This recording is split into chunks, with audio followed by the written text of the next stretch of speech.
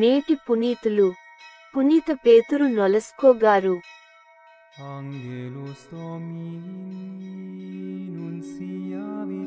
పౌలు వారితో నివసించుచు పనిచేయుచుండెను. యూదులను గ్రీకు దేశీయులను ఒప్పించుటకు ప్రార్థనా మందిరములలో ప్రసంగించెను. గురువారం మే 9, 2024. మొదటి పట్టణం అపోస్తలుల కార్యములు 18వ అధ్యాయం 1-8 వచనాలు. పౌలు ఏథెన్సును వీడి కొరింతు నగరమునకు వెళ్ళెను.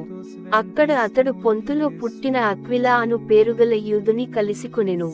అతడు తన భార్యయగు ప్రిసిల్లాతో అప్పుడే ఇటాలియా నుండి వచ్చియుండెను. ఏలయన క్లోదియా చక్రవర్తి యూదులందరును రోమునగరము వదలి వెళ్ళవలయునని శాసించియుండెను. పౌలు వారిని చూచుటకు పోయి తానును వారివలె గూడారములను చేయువాడు కనుక వారితో నివసించుచు పనిచేయుచుండెను. యూదులను గ్రీసు దేశీయులను ఒప్పించుటకు ప్రయత్నించుచు అతడు ప్రతి విశ్రాంతి దినమున ప్రార్థనా మందిరములలో ప్రసంగించెను. సిలాసు తిమోతీలు మాసిడోనియా నుండి వచ్చినప్పుడు యేసే మెస్సియా అని పాలు సాక్ష్యమిచ్చుచు దేవుని వాక్కును యూదులకు బోధించుటకే తన సమయమునంతను వినియోగించుచుండెను.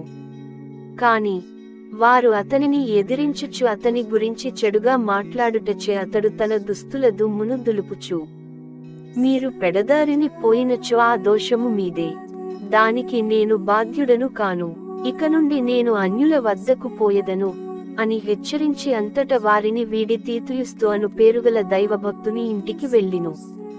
అతని ఇల్లు ప్రార్థనా మందిరము ప్రక్కనే ఉండెను. ప్రార్థనా మందిరమునకు అధికారి అయిన క్రిస్పు అతని కుటుంబము ప్రభువును విశ్వసించెను.